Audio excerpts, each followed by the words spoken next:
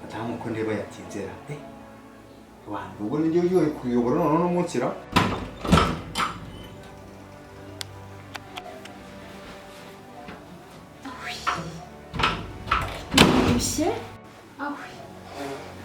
Madamu Kurusi koko wakire kuva gusengana zanjye gukubita cyane gikapushi ariko umenye mwagize amasengesho n'umunsi akomeye amazu mwanya pe cyane urakize ngo mvuye gusenga ngiye gukiraguriza What? naje hano gushaka imitungo Yesu! akareka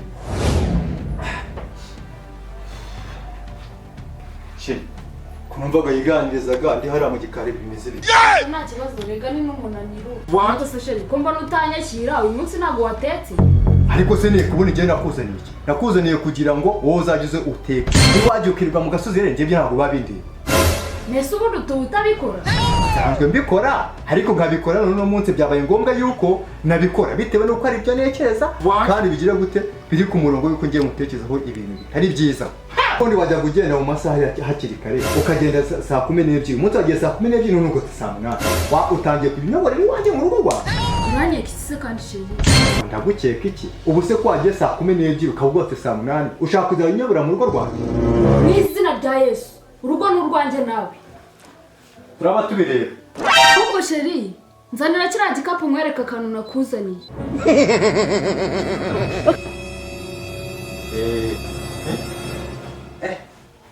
ese ubundi wowe kuba warakajwe n'ubusa hasi narakajwe n'ubusa iki ahubwo nzanira ako kantu n'umushobora kumbwira ngo wanzaniye ako ni agakira aya mazi bayamaye ngo bayasengere ese n'amazi nyine yanyweye urabona ibindi biri bukurikireho nta kibazo nayumugisha bayasengere sheri ngahe bunywa ayo mazi nayumugisha rwose cyane rwose Kimbabaje ndakamenya. Ewe gabada bushara kamba ndetse kunywa n'amazi kaza kuyanywa mu kanya mbanyanditse hano ndi kuvuga mani umva se umupangu wagezweho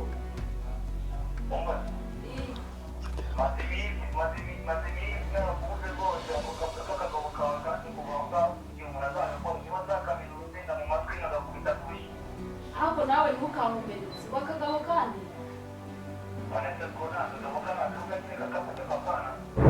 uriya twabikoze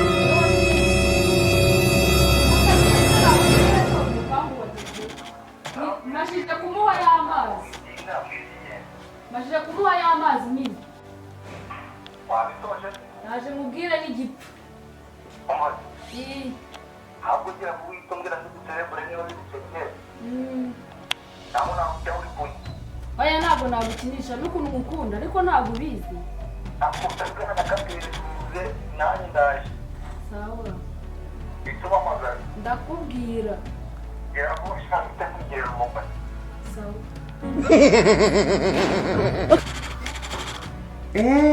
aravuze ngo aya mazi arasengeye kandi aroze reka nze mweke ko ubwenge butama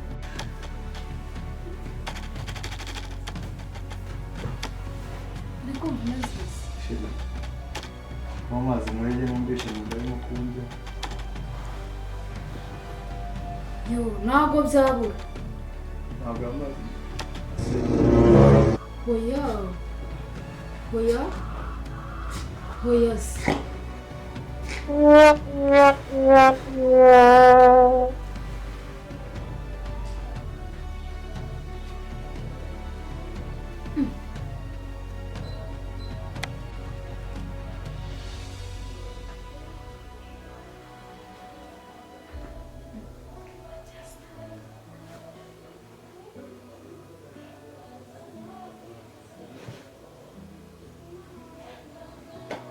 byarangiye byarangiye rwose.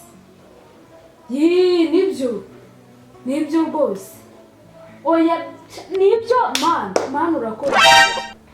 Reka muhamagare rwose. Mupangu uciyemo. Yesu we man urakoze.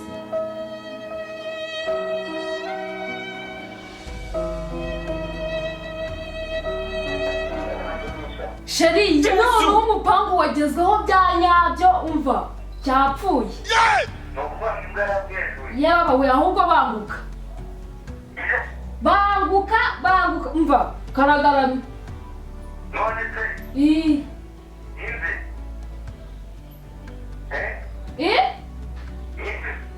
Ngongo iki?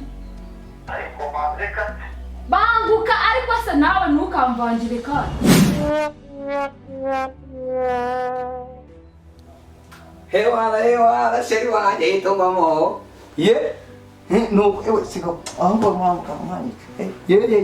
None se, inkuru yawe mama. Dore nanjye nje nguruka inkweto zitaye hanze nje nirukana navuga ati kabisa. Hoya isange nese uko do. Oh shit! Ngombera wawe. Ewa, noneho erangije no kubona meze nk'uko yishwe n'umuraramo. None se. Sasa ngikurikiye. None se umuti wakoze ute? Namuhaye nyine aro. Ngo rero reka mubwire. Je nangije kubona gutekereza urimo uratinda utinda kandi aya ni amafaranga. You know you can be prosecuted for that. Reka televiziyo reka duhere ku kabati. Tubona filime nikumva ahubwo ikintu cya mbere sobanura kagura ngaye karakabati. Bazo ngi Numvaga kivugishwa ngo ni 600. What? ibihumbi. Yewe ahubwo kamama oya twese tumamagara mu televiziyo.